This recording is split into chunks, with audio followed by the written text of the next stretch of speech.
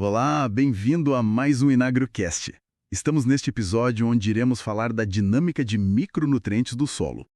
Vamos mergulhar nesse assunto hoje, né? Entender como esses elementos funcionam, do solo para a planta e vice-versa. Isso aí, é um mundo fascinante esses micros. E a lista não é pequena, né? Boro, cloro, cobre, ferro, manganês, molibdênio, zinco e ainda tem níquel, cobalto, silício, selênio que aparecem na legislação. Exatamente, são muitos, mas olha, a quantidade é mínima, coisa de gramas por hectare, miligramas por quilo. Pequenas quantidades, mais cruciais, pelo visto.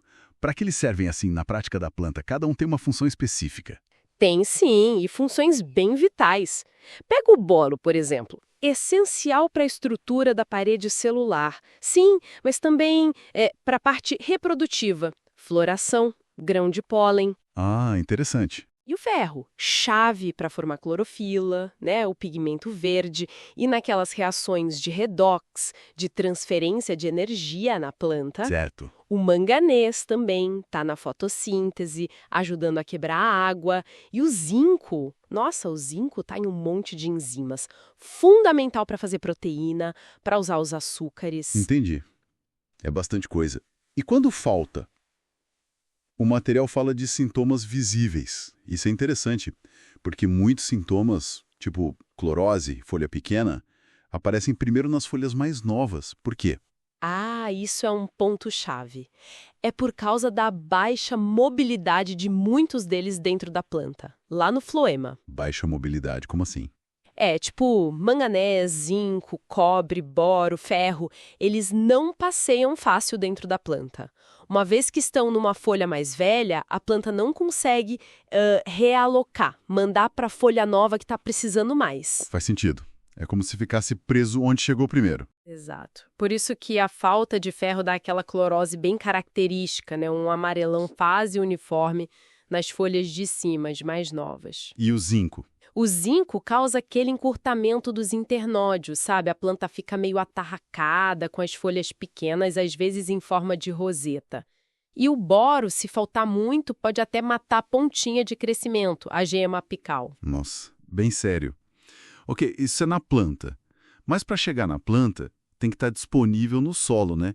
Como é que eles se comportam lá embaixo? Parece um equilíbrio meio delicado. É um sistema super dinâmico. Pensa assim, o micronutriente pode estar dissolvido na água do solo, que é a forma que a planta pega mais fácil, tá na mão, digamos. A forma pronta entrega. Isso. Aí ele pode estar absorvido, tipo grudado nas argilas, na matéria orgânica. É uma reserva, pode ser liberado.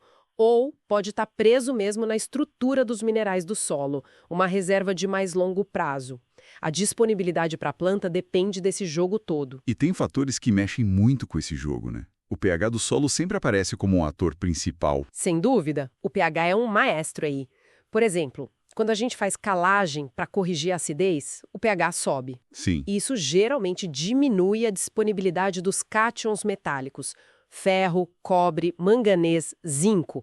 Eles podem precipitar, formar compostos menos solúveis ou ficar mais agarrados no solo. Ah, então corrigir o pH para uma coisa pode complicar para outra. Exatamente. Mas olha a complexidade. Para o molibdênio e para o cloro, que são ânions, a disponibilidade geralmente aumenta com pH mais alto. O boro já tem uma relação mais complexa, não é linear. Então, é um quebra-cabeça. Entendi. Não é só jogar calcário e achar que está tudo resolvido para os micros. De jeito nenhum. E tem mais coisa, a textura do solo, por exemplo. Solo muito arenoso com pouca matéria orgânica segura menos esses nutrientes. Eles podem ser lavados mais fácil. Lixiviação, né? Isso.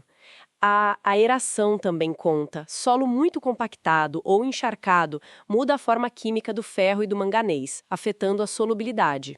Certo. A matéria orgânica, geralmente boa, ajuda a segurar os nutrientes, mas ela pode complexar alguns cátions, como o cobre, de forma tão forte que a planta tem dificuldade de pegar. Complexar. Tipo, abraçar muito forte. É uma boa analogia, sim. E até a adubação com outros nutrientes interfere. Fósforo em excesso, por exemplo, pode inibir a absorção de zinco, cobre, ferro, manganês. É a tal da interação entre nutrientes. Caramba, é uma rede de fatores mesmo. Com tudo isso influenciando, como é que se garante que a planta tem o suficiente? Como funciona a adubação com micros? Bom, a adubação é a ferramenta que a gente tem, né? Pode ser feita via solo, que é o mais comum para correções maiores, pode ser via foliar, pulverizando direto nas folhas, que é mais para correções rápidas ou pontuais. E via semente também, né? O material citou cobalto e molibdênio. Sim, para esses dois, o tratamento de sementes é muito eficiente, porque a quantidade necessária é mínima mesmo. Agora, aplicar no solo tem aquele desafio. Como distribuir uniformemente doses tão pequenas, tipo 1 ou 2 quilos por hectare? Pois é, deve ser complicado misturar isso direito. Por isso que muitas vezes eles vêm incorporados nos fertilizantes NPK, os formulados, sabe? Ou em produtos específicos, granulados ou em pó, feitos para facilitar a aplicação. E as fontes? São todas iguais, tipo sulfato de zinco, óxido de zinco. Faz diferença. Faz muita diferença. As fontes variam bastante na solubilidade e na velocidade de liberação. Os sais solúveis, como sulfatos de zinco, cobre, manganês, ferro, liberam o nutriente rápido na solução do solo. Agem mais rápido. Isso. Já os óxidos são bem menos solúveis, liberam mais devagar.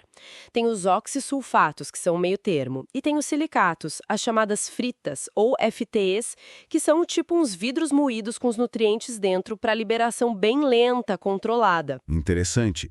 E pro boro? Para o boro, as fontes comuns são o ácido bórico, o bórax, que é um tetraborato de sódio, e minerais como a ulexita. Cada um tem uma solubilidade diferente, uma taxa de liberação. A escolha da fonte e do método depende muito da cultura, da necessidade, das condições do solo, do manejo. E parece que a demanda por essa adubação está crescendo, né? Sim, com certeza. O aumento da produtividade das culturas, a intensificação do uso do solo, a exportação de nutrientes nas colheitas, tudo isso está esgotando mais as reservas do solo e a resposta à adubação com micronutrientes tem sido cada vez mais frequente e importante. Entendi. Então, resumindo, gerenciar micronutrientes não é só aplicar um produto. É entender toda essa dinâmica complexa no solo, na planta e como o nosso manejo afeta tudo isso. Exatamente. É um sistema interligado e isso nos leva a uma reflexão importante, né? Qual seria? Pensando em toda essa teia de interações pH, matéria orgânica, textura, aeração, outros nutrientes, como é que a gente pode desenvolver estratégias de manejo assim mais holísticas, que otimizem a disponibilidade de todos os micronutrientes essenciais ao mesmo tempo, sem criar um novo desequilíbrio ao tentar consertar só um problema isolado? É um desafio grande para o manejo da fertilidade do solo. Uma pergunta que fica, sem dúvida. Fica para a gente pensar. Obrigado pela atenção e até a próxima. Toda terça e sexta, no seu canal favorito e no mesmo horário, InfoAgrocast.